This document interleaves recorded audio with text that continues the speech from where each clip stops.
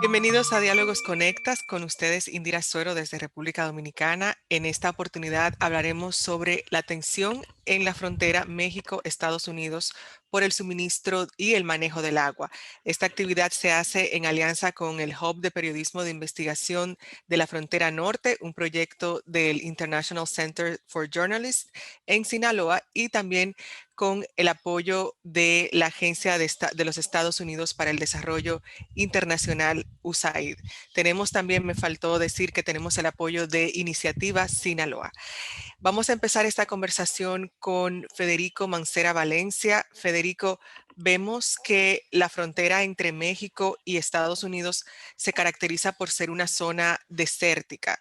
¿Cuáles han sido esas razones de instalar tantas industrias y agroindustrias que requieren de tanta agua para funcionar en esa zona? No, eso es una historia muy larga, una historia que nace en los años 40 del siglo pasado, en los años de 1900, y eso hace que la historia vaya consolidándose bajo una idea del modelo de la Revolución Verde, ¿no? De hacer productiva una región que pareciera que era improductiva.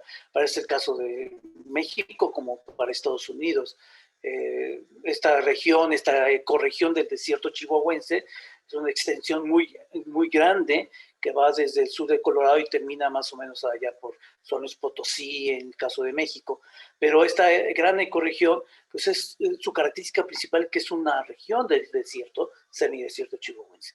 No obstante, por los años 40 para México, pensar el norte era pensar como un territorio deshabitado, sin producción alguna, tanta extensión y sin gente y sin producir, pues genera un modelo, el modelo de generar actividad económica fundada en la agricultura, en la ganadería.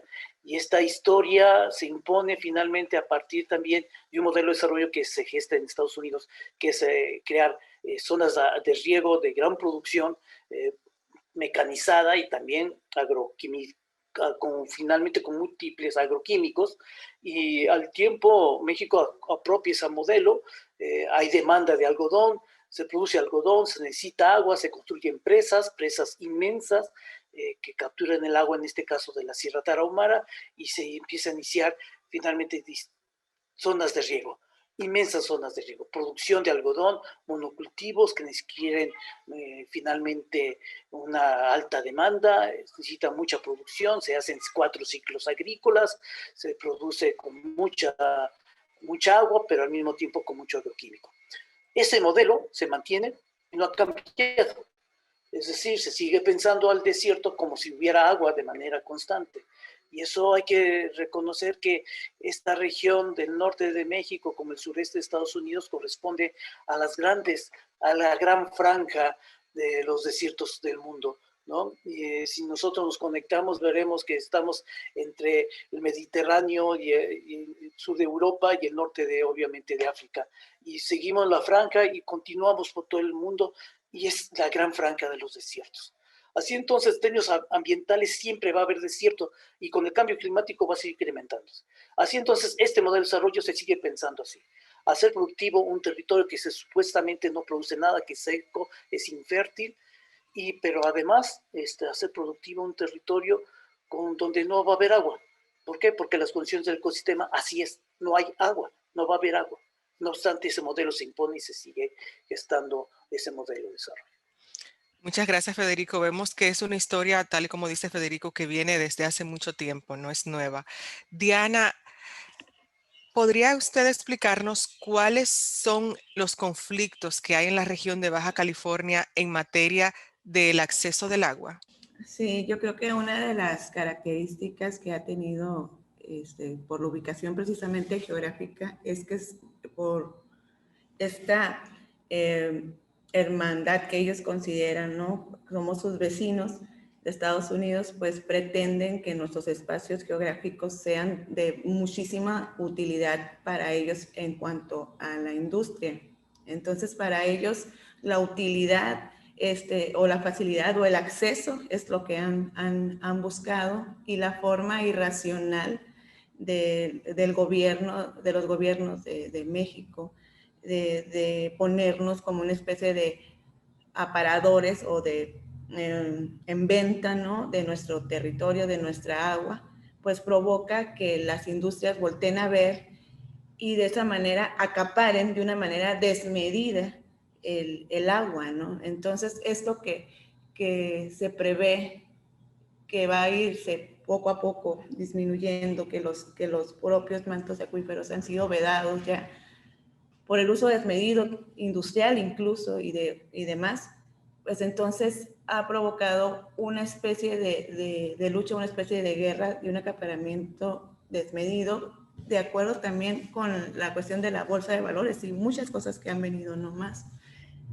Por esto es necesario que la gente se dé cuenta de cuáles son y cuáles han sido los intereses de estas decisiones y cuáles son las consecuencias de estas decisiones, ¿sí?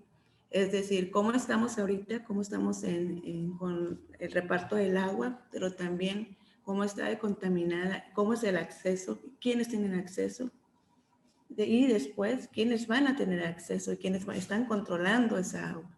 Entonces, esta es una problemática que se va a ir acrecentando de tal manera que en el mundo se convertiría pues en una de las guerras más recientes y posteriores que va a haber, como el oro, como el petróleo. Pues ahora vemos que estamos luchando por el agua incluso y por el oxígeno, increíble, pero lo estamos viviendo. Sí, una realidad ciertamente. Alfonso, vemos que usted como experto en el manejo de los recursos hídricos y en especial en aguas transfronterizas, ¿cree que los gobiernos de México y Estados Unidos han hecho una buena gestión para manejar este recurso y garantizar su abundancia y acceso ante todo? Sí, gracias, Indira.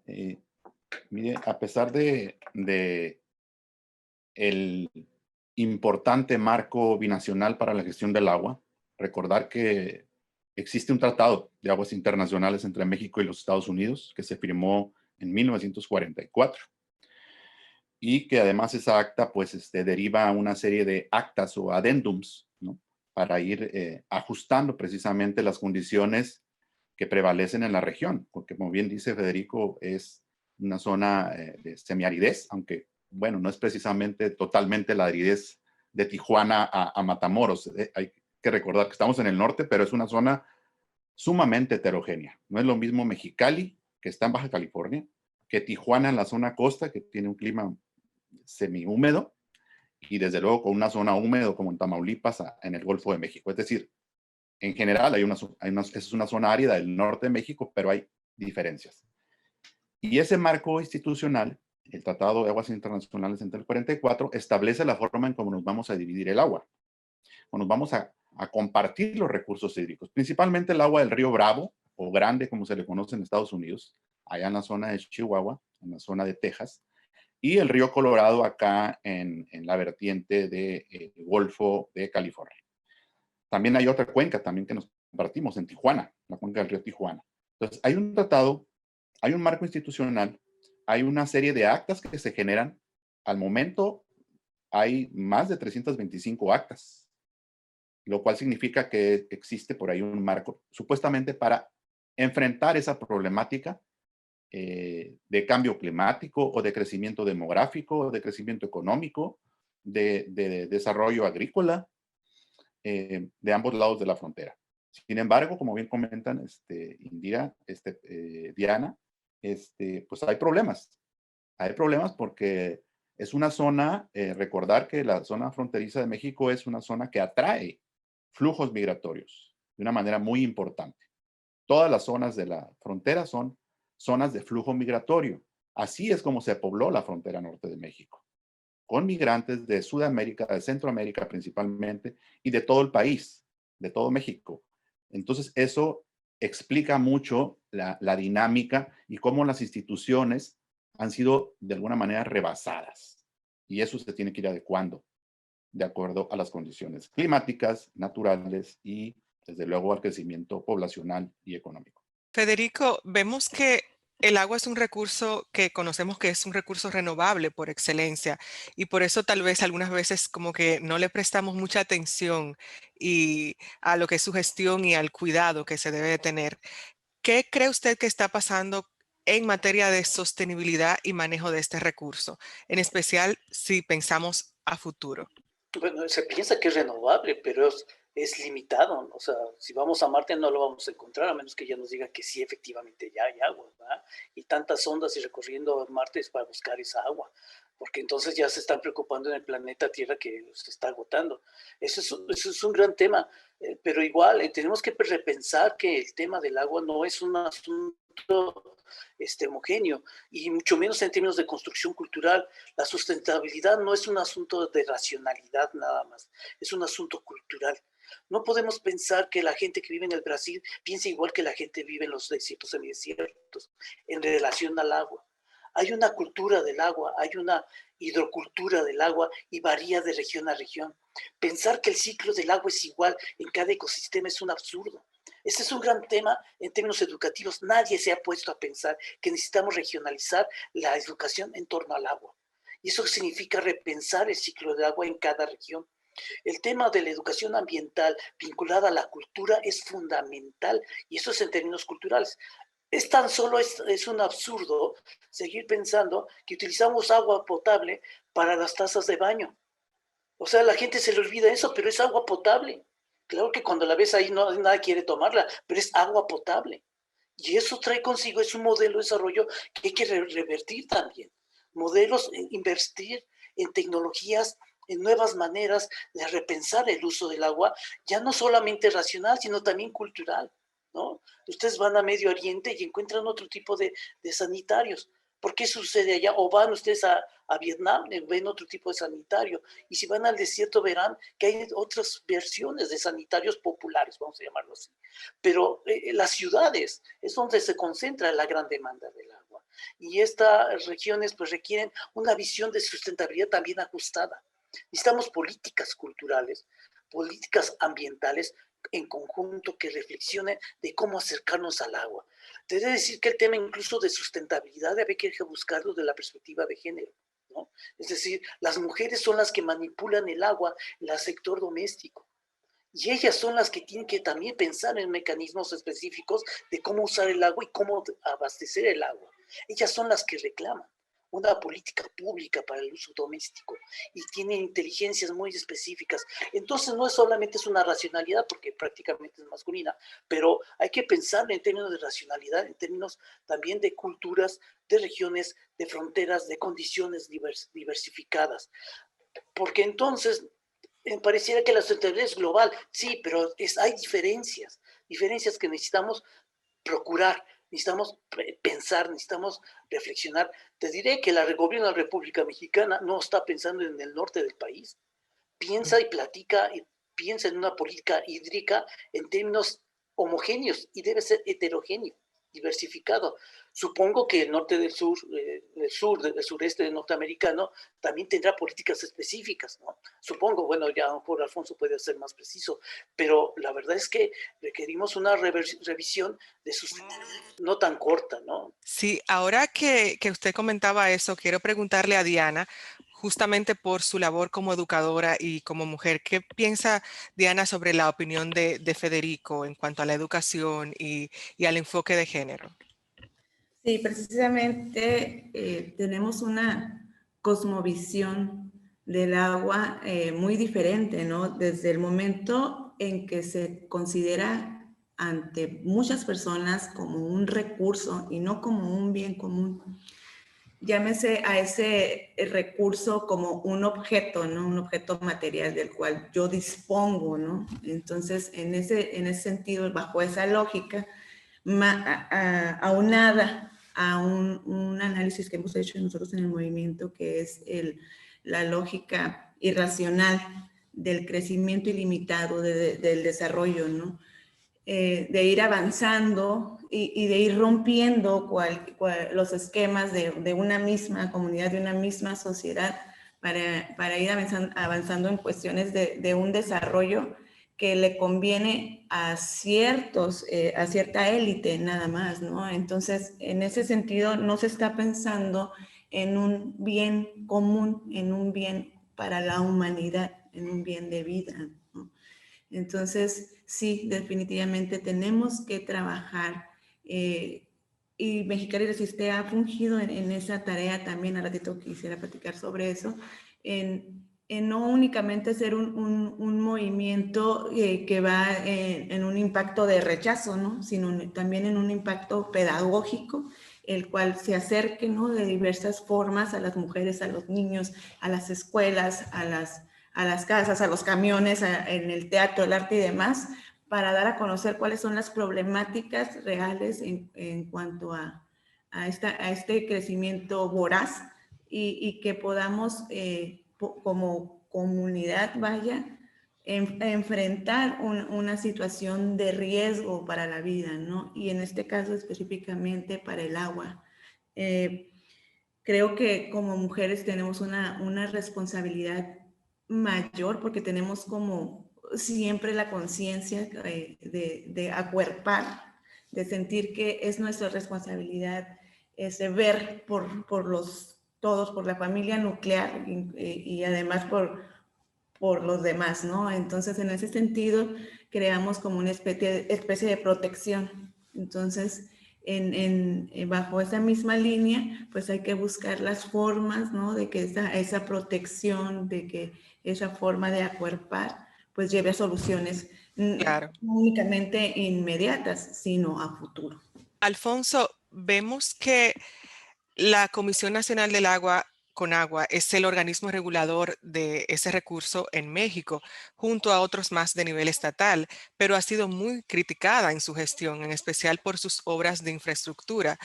¿Cómo describiría usted la gestión de las instituciones encargadas de abastecer de agua a la sociedad mexicana? Como bien comentas, hace rato comentaba, bueno, es el marco institucional que tenemos para lo que tiene que ver con las aguas transfronterizas, donde desde luego tiene una injerencia directa también la Comisión Nacional del Agua, porque pues es el que asesora, digamos, técnicamente a otra comisión, que es la que se relaciona con los Estados Unidos, la Comisión Internacional de Límites y Aguas. La Conagua es el órgano rector, ¿no? Es la cabeza del sector agua en México, es la reguladora principalmente. Y si en tiempo pasado se dedicaba a desarrollo de presas o desarrollo de distritos de riego, hoy en día pues está muy enfocada a cuestiones de orden regulatorio. Se está descargando muchísima de su pasada actividad a las regiones, a los estados, ¿no? Casi en cada estado hay una comisión estatal del agua o distritos de riego que se manejan de una manera local. Sí, ha sido sumamente criticada, toda la vida ha sido criticada, y tenemos un evento muy reciente en donde se pudo observar esas fallas de orden institucional, en el caso de Chihuahua con Texas, ahora que se tenía dificultad para cubrir lo que se tiene que entregar a los Estados Unidos como parte del tratado, ¿no? Ahí en esa zona tenemos que entregar quinquenalmente cerca de 2.158 millones de metros cúbicos. Es un volumen que está pactado desde el 44, así como está pactada la entrega de Estados Unidos a México de 1.850 millones de metros cúbicos a Mexicali, a Baja California. La Comisión Nacional del Agua tiene ahorita una serie de carencias, y no es de esta administración propiamente, viene arrastrando esta serie de vicios, ¿no? Problemas de corrupción, problemas de sobreconcesionamiento. Es el principal regulador y es el encargado de otorgar las concesiones de agua a todos los sectores. Y si tenemos en este momento un sobreconcesionamiento de aguas subterráneas y aguas superficiales, es solo y únicamente porque ha funcionado mal la Comisión Nacional del Agua. Ese es el gran problema que tenemos. Es uno de los grandes problemas que tenemos ahora. Yo quisiera retomar rápido esto. Lo de renovable, cuidado. Las aguas subterráneas las puedes extraer y luego volverlas a recuperar en cientos de años. Entonces, ahí es donde se pierde la cuestión esa de lo que nos enseñan en la primaria de la renovable del agua. Pero bueno, eso ocurre aquí. Prácticamente todos nuestros aguas subterráneas, que es otra de las fuentes importantes en la frontera, están en estatus de sobreexplotación. Entonces, esa es una cosa que tenemos que entender y que debemos de combinar. Hay una relación directa entre las aguas superficiales y las aguas subterráneas. Antes de continuar con estas preguntas que tenemos, vamos a pasar a las preguntas del público. Recordarles también que pueden, al público, recordarles que pueden poner sus preguntas en la sección de preguntas y respuestas que está ahí debajo. Vemos que Ignacio Dey dice que hace más de 30 años que estoy vinculado a asuntos de medio ambiente y durante todo este tiempo he escuchado los mismos argumentos. ¿Qué acciones prácticas podríamos encarar que sean posibles y ejecutables? Federico, si puedes responder. Pienso que hay que retornar a estas dimensiones de las gobernanzas locales en torno al agua. Efectivamente hay una dimensión federal, ¿no? Pero también se requiere atender las gobernanzas locales para el manejo del agua. Y estas tienen que participar a las mujeres de manera definitiva y de una manera decidida. Pero igualmente las políticas públicas deben de regionalizarse. Esto yo creo que es muy importante. Mientras exista una también desconexión de que el agua no es un asunto regional, sino es un asunto global, porque mientras la gente esté en Río Bravo, está esperando agua, mientras no se resuelve el problema del agua en la Tarahumara, se resuelve el problema de desforestación, de certificación, tanto el agua que cae en Sinaloa y Sonora y la que cae en el Conchos, que es la base de la cuenca del río Grande, pues no se va a resolver nada.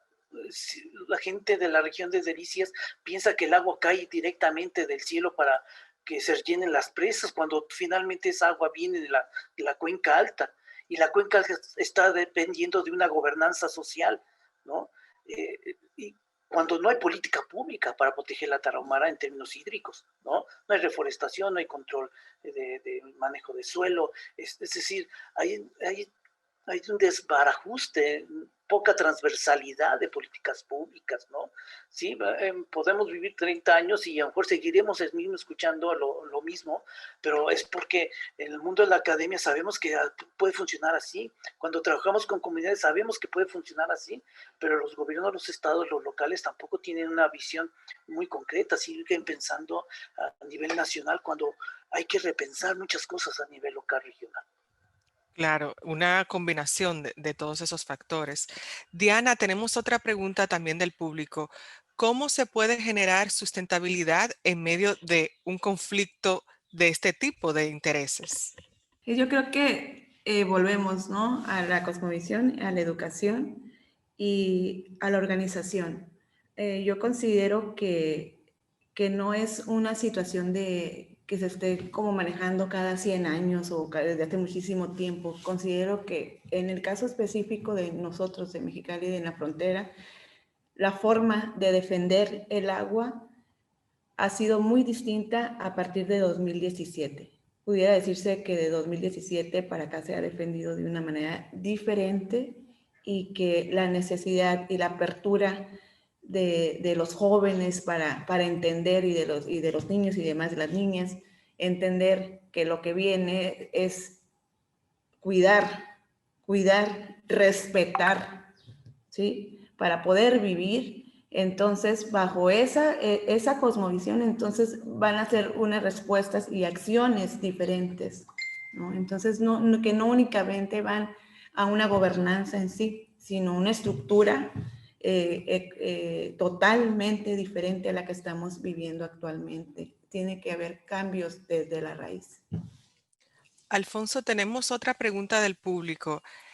Dice aquí, ¿este conflicto social por el agua podría afectar a Centroamérica en poco tiempo? ¿Te refieres a las aguas de la frontera norte? Pues Ujú. no necesariamente. Allá inclusive hay otra relación binacional con Centroamérica, con Guatemala particularmente. Hay una Comisión Internacional de Límites y Aguas Mexicana que opera en la parte sur de una manera muy diferente. También hay conflictos. Allá hay problemas de acaparamiento por el lado mexicano. ¿Por qué? Porque las grandes presas hidroeléctricas, las partes altas de la cuenca están precisamente en Guatemala. Entonces hay otro tipo de problemas allá. También hay conflictos. Ese es el factor común denominador. Y yo aquí quiero mencionar que una de las cosas importantes que deben hacerse, porque me parece muy interesante la pregunta de Federico y lo digo rápidamente, es ¿qué cosas prácticas se tienen que hacer?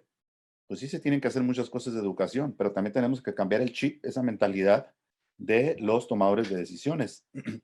Y debemos hacer un gran cambio que va de gestionar el agua como siempre se ha hecho históricamente, gestionar el agua desde el punto de vista de la oferta, es decir, cada vez pensar en generar fuentes de agua, en lugar de pensar en manejar la demanda. O sea, en esa parte se hace muy poco en la frontera norte.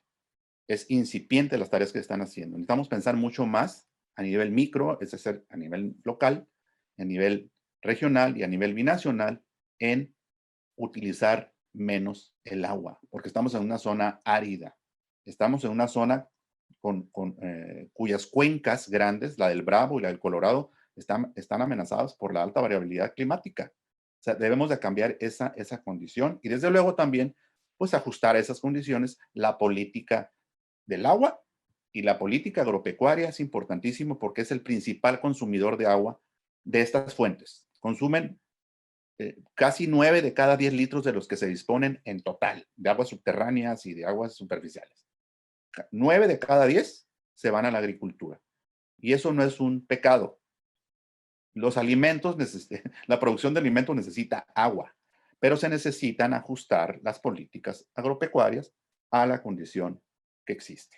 Y ahí la Comisión Nacional del Agua debe ponerse muy bien de acuerdo, mencionaba Federico lo de la transversalidad, con la Secretaría de Agricultura para ver a quién le vas a dar concesiones de agua y tener mucho cuidado. No se puede estar dando sin ton ni son permisos de agua para producción de alfalfa, que consume un volumen importantísimo, o de nogal, que son plantíos que consumen muchísima agua, láminas de 2-3 metros, en una zona árida. Eso no es posible. Necesitamos cambiar la mentalidad para consumir menos agua y corregir la política transversal, donde se consume el agua, que es la agricultura y el agua.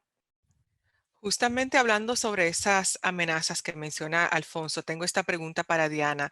Diana, ¿cuáles serían o cuáles son los mayores riesgos que amenazan a la población de Mexicali con respecto al acceso del agua? Pues, yo creo que primero entender que nuestra agua, como decía el doctor Alfonso, no es un líquido que va a ser eterno.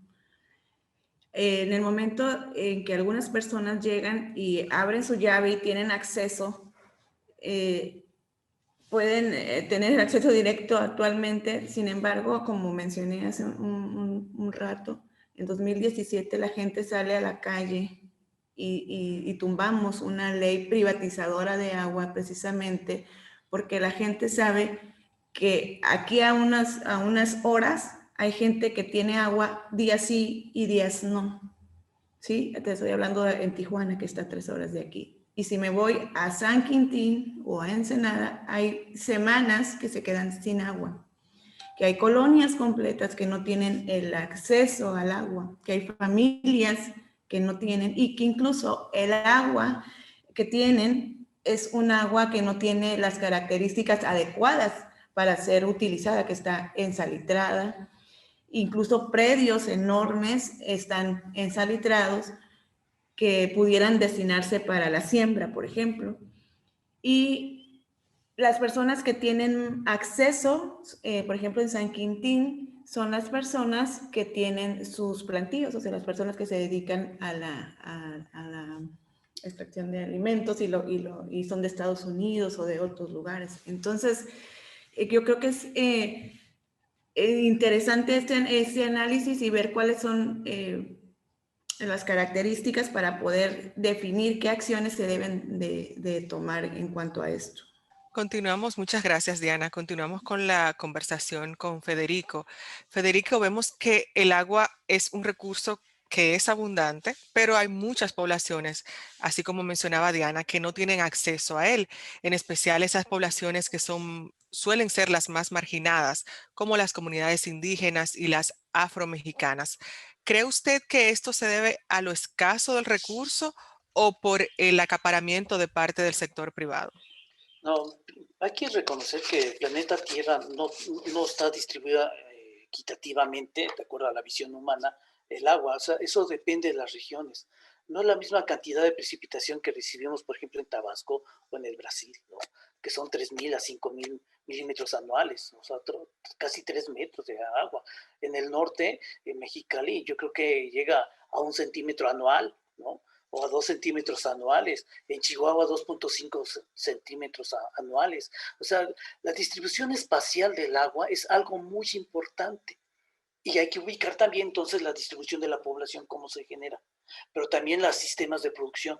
Por eso, cuando hablamos ya de pueblos originarios, hablamos también dónde se están ubicados. Por desgracia, los pueblos originarios están migrando a territorios urbanos. ¿Y dónde se van a establecer? Como desde los años 70 y 60, las zonas de cinturones de miseria, donde no hay infraestructura. Entonces, no hay infraestructura ni de luz ni de agua, pues prácticamente las condiciones de miseria se incrementan, ¿no? Además, había que estar repensando que no solamente la versión del agua, vuelvo a insistir, es una dimensión de uso inmediato, sino tiene que ver con muchas estructuras culturales. Mucha lógica de la conservación del agua en pueblos originarios, en su origen, como es en el caso de la Sierra Tarahumara, que es el que conozco más, realizan prácticas culturales de conservación del agua, pero hay gobernanza para proteger el agua en términos locales específicos, ¿no? Después llega el gobierno y quiere entubar. Bueno, ¿con qué vas a entubar? ¿Cómo vas a distribuir el agua? Entonces empiezan lógicas de propiedad privada con una lógica comunitaria y hay rompimientos de organización social en torno a un producto que es el agua. No se puede, cada año muchas culturas de campesinos piden a Dios, a los santos, para que llueva, ejercicios pro pluvia y diferentes prácticas. Dirá la ciencia, no tiene sentido, pero tiene sentido para las construcciones culturales y humanas. Y es muy significativo eso, tan significativo que les permite mantener gobernanza para proteger el agua. Así que cuando pensamos en términos de protección del agua y hablamos de términos de afrodescendientes, de pueblos indígenas o también migrantes mestizos pobres, estos tienen mecanismos culturales que están íntimamente ligados a dimensiones culturales y eso debe estar tomado en cuenta para la gobernanza. Y es la gobernanza y el gobierno el que tienen que entrar en juego. No son prácticas nada más hechas desde un sentido de política pública, donde el gobierno baja la política y punto. No, hay que pensar en las gobernanzas. Recientemente el CONACYT tiene un plan, el Consejo Nacional para la Ciencia y la Tecnología en México, tiene un plan de estudios bioculturales en términos del agua.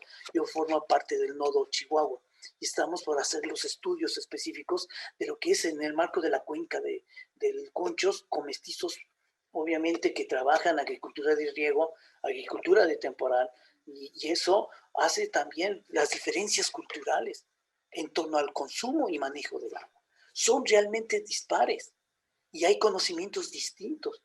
Y por eso, entonces, no solamente hablamos de pueblos indígenas, afromexicanos, hablamos también gente con perspectiva de género, una visión totalmente que había que estar renovando para el manejo sustentable, cultural y medioambiental en torno al agua. Pasamos entonces, ya luego de escuchar esos diferentes enfoques que mencionaba Federico, Diana, paso con usted y le pregunto, frente al gobierno y al sector privado, ¿cuál ha sido la experiencia de Mexicali Resiste como un movimiento de ciudadanos que justamente busca hacer veeduría y control político a varios temas, pero en especial a los conflictos que tienen que ver con el agua? Primero, decir que pues, nuestro movimiento no busca veeduría ni control político.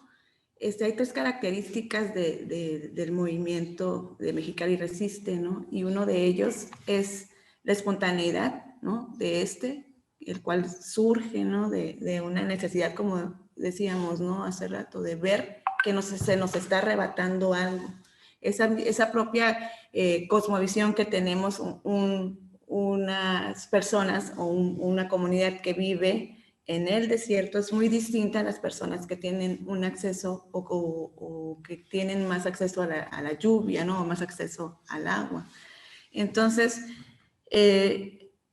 esa necesidad de salir a a la calle y exigir que no privatizaran el agua, esa necesidad de ver que no se entregue o no se privatice el agua, hace también que se genere un carácter asambleario, que es otra característica del movimiento, en una situación horizontal, donde no hay, como les mencionaba en el momento que fuimos invitados, digo, es que yo no soy representante de Mexicali Resiste, yo soy integrante de Mexicali Resiste, y desde ahí, ¿no? Desde vernos los todos, las todas, como uno más entre todos los que somos, ¿no? El carácter asambleario y la toma de decisiones, ¿no? La toma de decisiones que van enfocadas siempre en ver una solución, pero desde un carácter que favorezca a todos, no únicamente a un sector, ¿no? A un sector de la población, sino a la gente que está abajo, a la gente de la cual se siembra, de la cual vivimos, de la cual depende del todo, los todos, ¿no?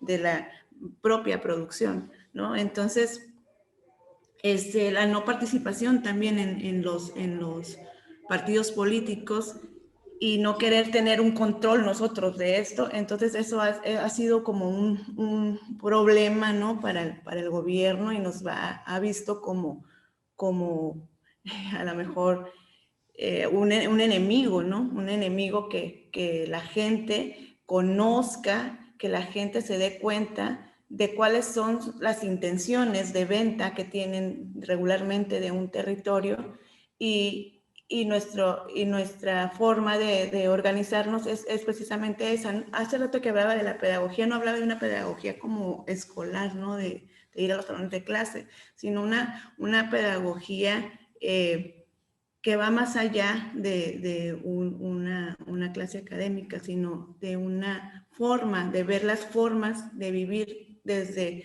como decía el compañero Federico, tenemos mucho que aprenderles a los pueblos originarios, muchísimo que aprenderles a ellos, de cuáles son las formas y el respeto que le tienen a la tierra y a los bienes comunes, y partir de ahí, ¿no? Partir de ahí para buscar las formas de organizarnos. Entonces, nosotros somos un movimiento horizontal y no pretendemos lanzar a candidatos, ni mucho menos, pero sí hacer una conciencia de que si, por ejemplo, aquí en mi colonia quieren ponerse una empresa transnacional, pues que todos los vecinos sepamos y nos organicemos para decir, bueno, ¿qué es lo que trae realmente?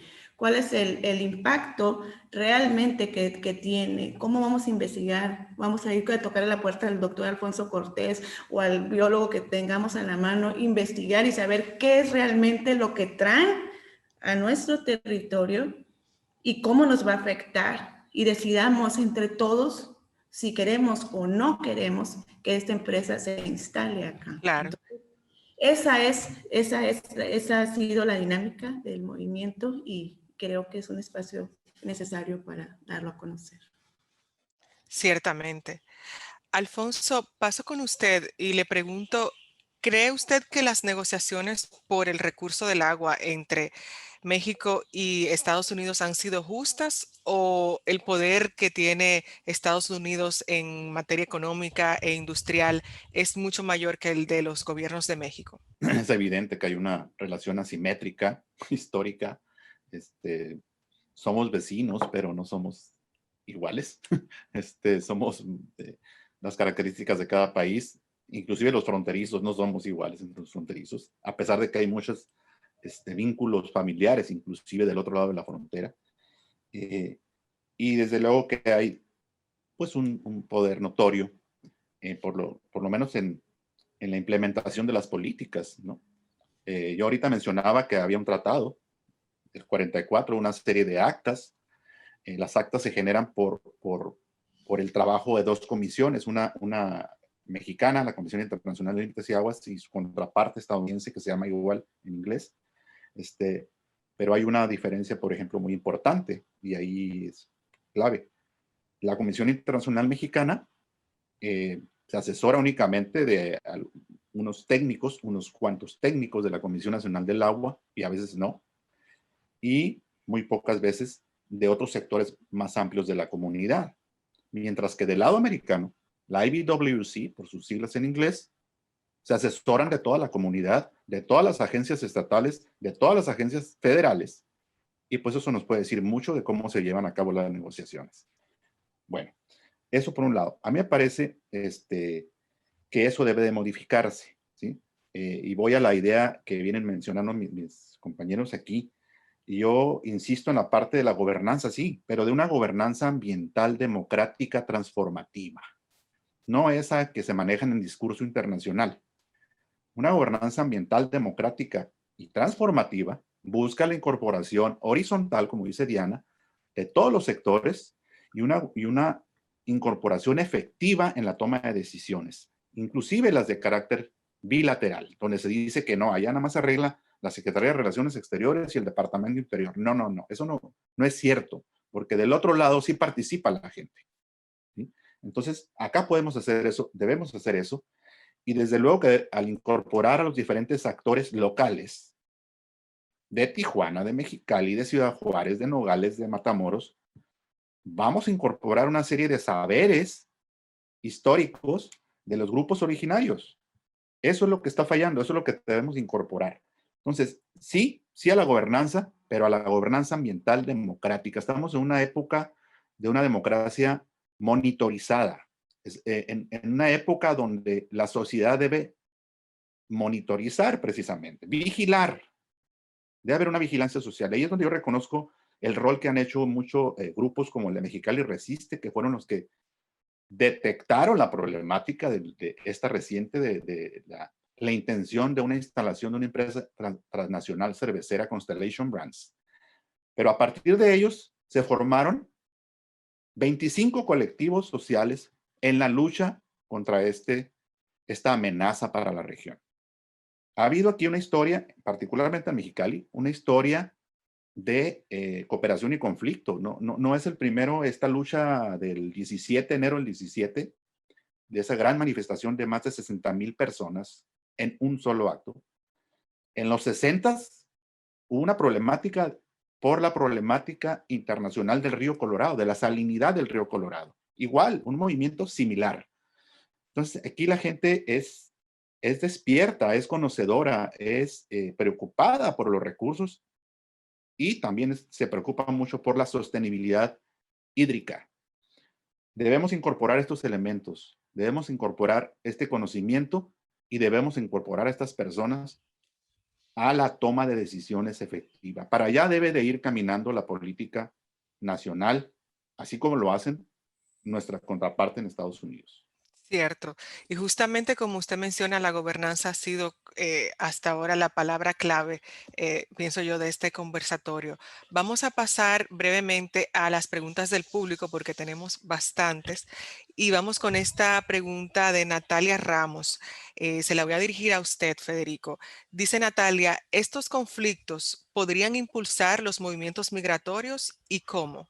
Es una pregunta muy compleja, pero te diré que estos flujos migratorios que hacia el norte se van incorporando otros procesos que la gente menos sospechaba. De manera interna, en México llegan muchos inmigrantes a trabajar en estas zonas agrícolas de mucho consumo de agua para la producción de hortalizas en la región de la cuenca del Conchos. Y esta llega gente a trabajar y resulta que, bueno, a nivel local los identifican como los oaxacos, que son de Guerrero, ¿no? Lo que está marcando es una clara diferenciación regional, ¿no? Y no solamente regional, sino incluso racista o xenofóbica. Y igualmente muchos compañeros, gente centroamericanos, se van sumando a estos grupos para trabajar en las zonas agrícolas. Poco lo están pensando, pero en realidad se van a la frontera. Pero se van quedando. ¿Y dónde trabajan? Precisamente en las zonas de maquiladoras, en estas zonas urbanas, ¿no? Pero es un tema muy complicado que realmente, en lugar de detener a lo mejor el tema del agua, cuando cruzas el desierto, la gente debería de pensar muy bien cuando viene en una región mayor humedad, mayores condiciones de condiciones vegetativas, etcétera, y llegan y atraviesan el desierto. La verdad son pueblos muy valientes que retan al medio ambiente y esperan cruzar. Lo único que esperan es cruzar y sin embargo para cruzar ha sido es un sufrimiento inmenso. Y cuando llegan y pasan por Chihuahua son capturados por muchas cosas que no solamente son de carácter ambiental, sino de explotación de seres humanos, ¿no? En fin, los asuntos ambientales, los asuntos sociales se van combinando y cada vez es muy difícil separar entonces el problema ambiental del problema social. Las dos van muy juntas y poco se está haciendo al respecto, y tanto ambiental en términos de salud, etcétera, ¿no? Y no dudo, por ejemplo, que muchos amigos centroamericanos que llegan a la frontera, pues llegan con sus estrategias de consumo de agua, como lo hacían en sus pueblos, y no es así. Entonces cambia la lógica. Ya no solamente hablo ya de la alimentación, ¿no? Encontrar plátano acá en la frontera no es tan fácil, y mucho menos plátano macho como se consume en Centroamérica. O sea, cambia las lógicas culturales. Y yo diría entonces también que la seguridad y la soberanía alimentaria es muy importante en temas del agua y migratorio. Siguiendo, gracias Federico, siguiendo con las preguntas del público, esta va para Diana. ¿En qué situación consideran que hay más riesgos de corrupción en el tema del agua? Yo creo que va desde las instituciones, la forma de pensar de los gobiernos, incluso en los módulos de riego, en el acaparamiento de los nuevos latifundistas del campo, no los campesinos, sino los que controlan actualmente el campo, que rentan las tierras y que empiezan a acaparar. Y se va perdiendo lo que comentaba Federico, ¿no? La soberanía alimentaria, y hasta las decisiones que toman, por ejemplo, con agua, que vienen a responder siempre a las industrias, a las corporaciones, y no a las necesidades de las comunidades. Entonces, creo que desde que la corrupción va desde lo micro hasta lo macro. Desde múltiples frentes. Tenemos esta otra pregunta, vamos a dirigirla a Alfonso. Víctor Ricardés pregunta, ahora que han empezado a ejemplificar las tensiones en la frontera norte de México en torno al suministro y manejo del agua, me gustaría saber cómo se expresa este conflicto ante el descarte de aguas tratadas en playas de Tijuana. ¿Cuál es su dimensional y cuáles son las demandas concretas entre los diferentes estados-nación? Le voy a pedir, Alfonso, que pueda responder lo más breve posible porque tiene varias, según veo. Bueno, gracias a Víctor por su pregunta. Las tensiones, decía hace un momento, son comunes, no deberían ser, pero son comunes porque estamos compartiendo recursos escasos, ¿sí? Si hubiera abundancia, pues no habría ningún problema. Y al haber escasez, también hay escasez de calidad del agua, ¿no? Supongo que se refiere, Víctor, a las plantas de tratamiento de aguas residuales que están en Tijuana y que no se echaron a volar, como una de las, que no se implementaron, perdón, como una de las formas de, digamos, incrementar el abastecimiento, ¿no? Limpiar aguas y luego reutilizarlas, porque Tijuana, hay que mencionar, Tijuana, que es la ciudad más grande de Baja California y una de las más importantes de la frontera norte, está en la zona subhúmeda, pero depende en un 95% de las aguas del río Colorado. O sea, se envía el agua desde Mexicali, zona de desierto, hacia Tijuana. Entonces Tijuana tiene que buscar otras alternativas. Una de las más recientes que estuvo haciendo, y lógica, fue la promoción de plantas desalinizadoras.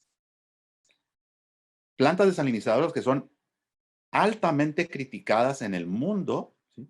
Inclusive en el sur de California, aquí nuestros vecinos rechazaron 22 de 25 proyectos. Y nosotros en Rosarito, pues estábamos queriendo promover los gobiernos estatales, esta administración y la pasada y las otras, ¿sí? El establecimiento de plantas desalinizadoras de agua de mar y eliminando la opción de las plantas de tratamiento de aguas residuales, que es desde luego una forma más económica y más viable y más sostenible para abastecer agua. me parece que eso desde luego ocasiona tensiones entre los grupos sociales, ¿sí? Entre los colonos, entre regiones, ¿sí? Porque hay una relación entre lo que se promueve en una zona y el agua que se dispone en otra. Y explico esto. Cuando se hablaba de la planta desalinizadora de Rosarito, se decía, bueno, como ya Mexicali no va a tener que enviar agua a Tijuana, porque van a echar a volar la planta desalinizadora, entonces el agua que se queda en Mexicali se la podemos dar, ¿a quién creen? A la empresa cervecera Constellation Brands. Digo, si esas son las decisiones que se van a tomar inteligentes por parte de actores gubernamentales, pues creo que la gente es mucho más inteligente y entiende perfectamente que están haciendo una muy y pésima gestión. ¿Es una buena opción la de tratamiento de residuales? Desde luego que sí. Mucho, muy arriba, por arriba de una planta desalinizadora. Pero también hay que hacer otras cosas. La corrupción no es un asunto gratuito. Es porque se ha dejado de aplicar o de regular adecuadamente las aguas en nuestro país, en la frontera norte, en Tijuana y en Mexicali, ¿sí? Hay un descontrol y la regulación es de la Comisión Nacional del Agua, ¿sí? No es del Estado, no es del gobierno estatal, ni del municipal. Entonces, ahí hay una cuestión que se tiene que corregir para evitar esto que mencionaba Diana del acaparamiento y concentración en los distritos de riego y también en las zonas urbanas, en las industrias, de sobreconcesionamiento, de darles agua, de sacar agua de una zona agrícola para convertirla en agua urbana y luego dársela a una industria de estas características. Entonces, ahí hay un complejo que resolver y la única manera, creo yo, de que se puede enfrentar no es a través del gobierno, sino a través de la ciudadanía. Debe haber una mayor participación e incidencia, ese es el término que la Política Nacional de Ciencia y Tecnología promueve ahora en México. La incidencia se busca en conjunto con los grupos sociales. Ellos somos los que debemos vigilar lo que está haciendo en nuestro gobierno y lo que está haciendo mal, eliminarlo. Justamente hablando, Diana, sobre eso, lo que menciona Alfonso de los grupos sociales y de la incidencia que tienen, vemos que este movimiento al que pertenece es una de las muchas otras iniciativas colectivas e individuales de participación ciudadana para reclamar derechos y fiscalizar el recurso del agua. Quisiera saber cuál es la situación en materia de seguridad y violencia para los líderes sociales que se oponen a este tipo de intereses. Pues en México y en el mundo en general, las personas que han definido defender su territorio, defender el agua, pues somos perseguidos, incluso buscan la manera de encarcelarnos. La persona que habla, que lucha, teme por su vida, incluso a nuestro compañero Oscar Cumiay, por él querer tener sus pozos para sembrar en su comunidad de manera autónoma, fue asesinado en el momento de decir, esta agua, en lugar de ser entregada a la comunidad, se entrega a otra cervecera, Heineken y demás, y comunicarlo, es asesinado. Y las formas son muchas, y no es nada más con Oscar, lo vemos también con el compañero Samir Soberanes y otros, muchísimas personas más que estamos así. Entonces, en el momento en que se define, como lo hemos hablado como maestras, como un ciudadano común, defender, sabemos que se corren riesgos, pero yo creo que más riesgo se corre el no hacer nada, ¿no? Y quedarte con los brazos cruzados y ver, pues, cómo tus hijos, tus alumnos, tus alumnas, pues, no van a tener un espacio, ¿no? En donde poder vivir de una manera tranquila, de una manera con lo básico para poder vivir de una manera sustentable, de una manera normal, ¿no? Entonces, sí, son perseguidos antes de Constellation Brands, de frenar, porque la Constellation Brands todavía sigue, la empresa sigue en su funcionamiento. Podemos decir que se frena a Constellation Brands, se frenó a otro proyecto que era un mega basurero tóxico del tamaño de la mancha urbana, ¿no? Entonces también hubo amenazas, también hubo compañeros que fueron amenazados, pero con Constellation Brands, por ejemplo, han sido más. Hay más gente todavía involucrada, entonces, pues, por ejemplo, el compañero León fue un preso político, ¿no? Entonces, vemos tristemente que estas formas de actuar, estas formas de defender, para ellos nos ven como delincuentes, ¿no? Como delincuentes. Sin embargo, yo y los compañeros y compañeras estamos conscientes que es precisamente la conciencia social la que va a provocar los cambios en las estructuras desde lo más interno del sistema, que haga temblar tanto al sistema, que rompa esas formas del sistema y se crean nuevas formas, un sistema diferente que pueda ser capaz de tener las cosas necesarias para vivir. Nuestra lucha, pues, es por la vida. Justamente, Alfonso, hablando de cómo se refiere Diana al sistema, vemos que gran parte de los problemas de acceso del agua vienen de la regulación, de ese sistema de regulación.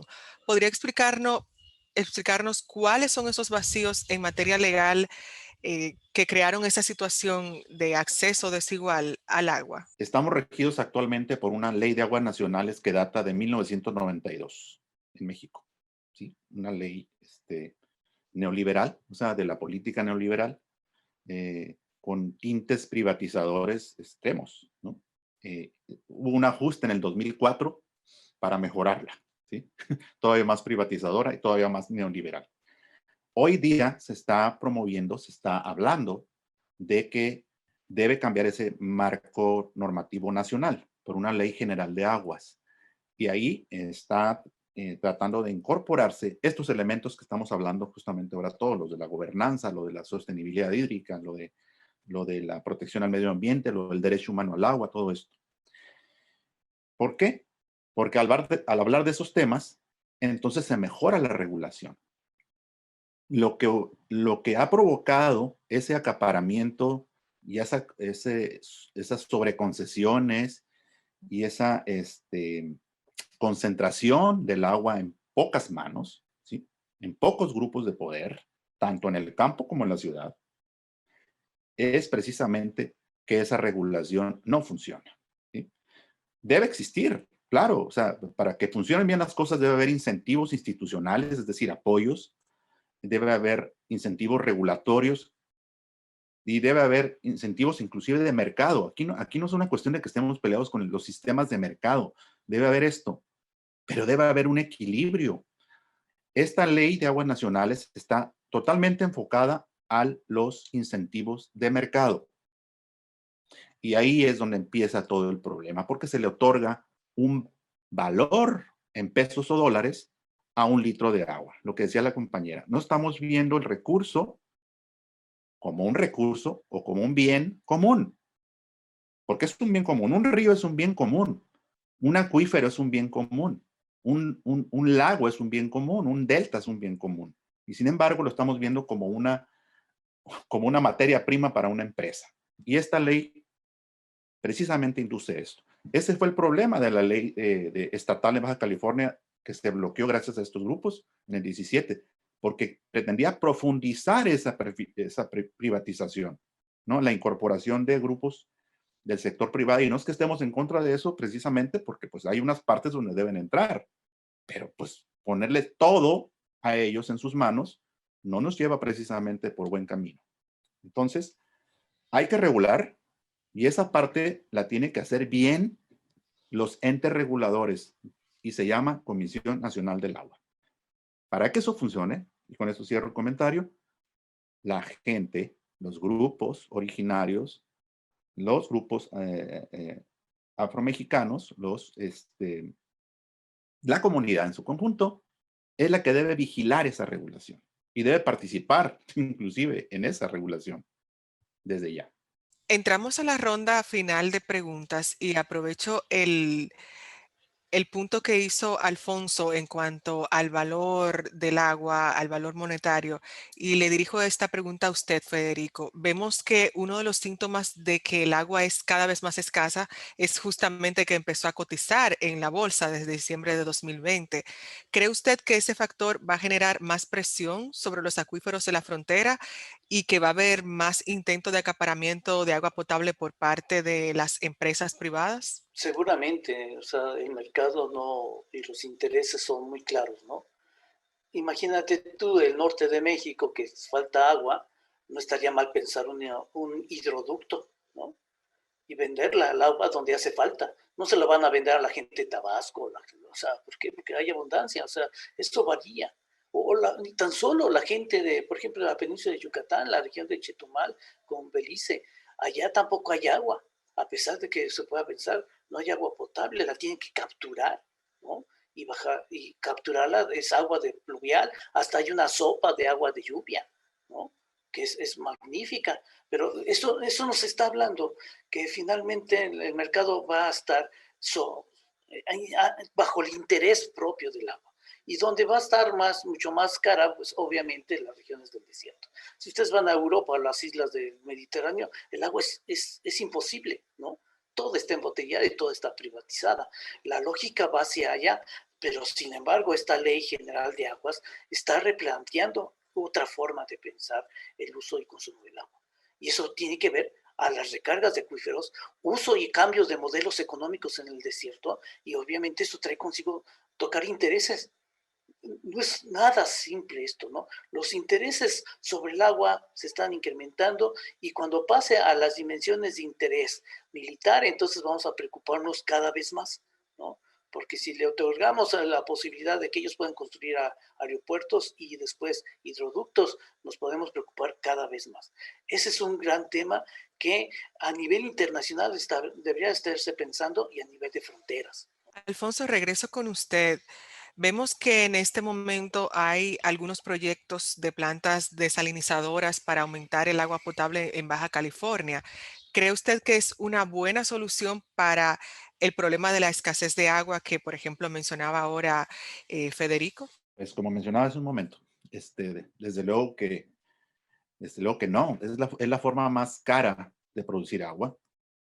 Se echaron a volar hace unos meses en la zona costa, al sur de Tijuana, está la ciudad de Ensenada, aquí a 2 horas y media de Mexicali, hacia el Pacífico, y ahí ya echaron a volar una planta desalinizadora y pueden ir ustedes, bueno, no, pero pueden contactar a las personas para decirles qué opinan de su agua desalinizada que sabe a mar, ¿sí? Y que trae arena inclusive, y que es la más cara del país, inclusive.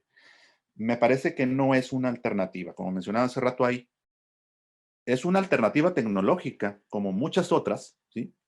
Y que si fueran 10, esa sería la número 10. Hay que irnos a las otras alternativas que tenemos. Tenemos que mejorar la cuestión de la regulación. Tenemos que mejorar la cuestión de el consumo. Reducir el consumo es una parte importantísima porque pues, es una zona con altos consumos de agua. ¿Hay ventanas de oportunidades en el sector agrícola? Sí, sí lo hay. Sí lo hay, claro, pues consumen casi 9 de cada 10, pero tampoco se trata de pasar de eficiencias que se manejan en el sector agrícola del 45 al 90%, sí es imposible.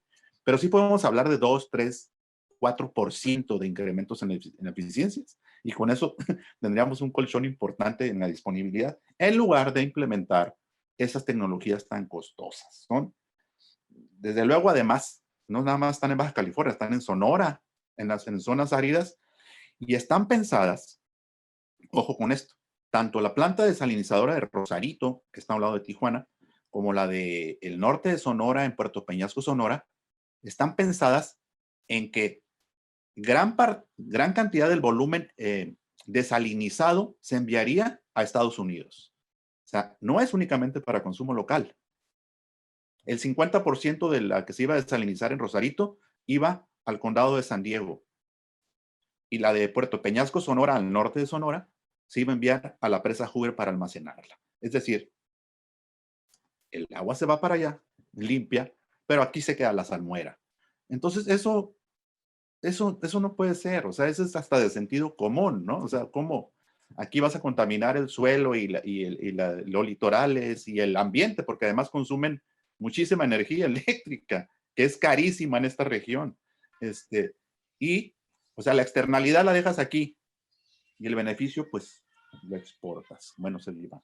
Creo que no es precisamente la mejor alternativa y tenemos que pensar en mejores alternativas, como las que mencionaba. Una gran y muy importante es reducir el consumo y luego ordenar nuestra lista de alternativas que tenemos en el desierto, que son muchas. Y vemos que sí, seguiría el conflicto en cierto modo y la desigualdad entre ambos países. Vamos a pasar entonces a una ronda de reflexiones finales. Diana, voy a empezar con usted. Bien breve, a modo de conclusión, ¿cuáles serían esos dos aspectos claves que hay que tener en cuenta al hablar sobre la tensión por el control del agua entre México y Estados Unidos? El conocimiento de la sociedad, de toda la comunidad, no de unos cuantos, que el conocimiento sea amplio y llegue a todas las personas de lo que sucede con nuestra agua, para poder tomar decisiones, para poder tomar decisiones que nos involucren a todas, a todos y nos beneficien a todas y a todos. Que sea una decisión la que se tome siempre a favor de los que menos tienen, no de los que más tienen. Entonces, porque somos los que menos tienen son los que somos más. Entonces, partir de ahí, de que nuestra lógica vaya relacionada siempre desde abajo, ¿no? Desde abajo, y ver cómo los niños, las personas pueden salir adelante en una comunidad que tenga las características necesarias de vida y de subsistencia para las futuras generaciones. Queremos vivir y queremos vivir bien con agua potable, con agua buena. Federico, la misma pregunta, bien breve. ¿Cuáles serían esos dos aspectos claves al momento de hablar de este tema? Para el caso de la cuenca del Concho, sí, que forma parte del río Bravo, yo diría que hay que empezar a trabajar en políticas ambientales de conservación de suelo y agua en la Sierra Tarahumara. Porque si quieren agua la gente de Sonora y Sinaloa y quieren agua los distritos de riego que conforman esta cuenca, no se va a resolver si no está resuelto el tema del asunto forestal, el asunto del narcotráfico, el asunto de conservación de suelos en la Sierra Tarahumara y obviamente de la pobreza. Y la otra es el aplastar, desaparecer la corrupción en Conagua. Tenemos que buscar mecanismos de evitar ese tipo de cosas y con mayor control y mayor participación social. Muchas gracias, Federico. Pasamos entonces para finalizar con Alfonso. Alfonso, igual pregunta, aspectos claves bien breves. Bueno, reiterar, me parece que las estructuras están ahí, las instituciones están ahí, pero debemos lograr un mayor equilibrio, un balance en el otorgamiento de los incentivos o desincentivos, según sea el caso, institucionales, regulatorios y de mercado. No debemos echar todo a un solo mecanismo de estos, porque es lo que regula el flujo del agua. Eso es importante y para eso se necesita mucho de una participación ciudadana efectiva. Y por efectiva me refiero a que incida en la toma de decisiones. Y el otro punto, y vinculado a esto, tiene que ver con subrayo nuevamente, la gobernanza ambiental democrática transformativa. Es decir, que hagamos partícipes a los grupos sociales locales, pero para modificar el estado de las cosas que están mal. Y ya ahorita hicimos una síntesis de lo que estaba mal. Y eso nos llevaría a construir sujetos de la sustentabilidad. Mentalidades sustentables significa pensar en la protección de los recursos hoy y para las generaciones futuras, las que siguen. Eso es algo que se tiene que modificar y la ley general de aguas es una forma, pero no es suficiente. ¿Sí? Ese es nada más nuestro marco regulatorio. Debemos insistir en la participación efectiva de las comunidades para corregir todo esto. Y nos quedamos con esa enseñanza y esa recomendación de Alfonso de participación efectiva de las comunidades para pues resolver o poner fin a esta situación. Muchas gracias por acompañarnos en esta interesante conversación que se hizo en alianza con el Hub de Periodismo de Investigación de la Frontera Norte, un proyecto del International Center for Journalists, en alianza con el Border Center for Journalists and Bloggers e Iniciativa Sinaloa, y con el apoyo de la Agencia de los Estados Unidos para el Desarrollo Internacional. Con ustedes estuvo Indira Suero desde República Dominicana. Les invitamos de parte de Conectas a seguirnos en nuestras redes sociales como @conectas.org y a visitar nuestra web conectas.org. Muchas gracias.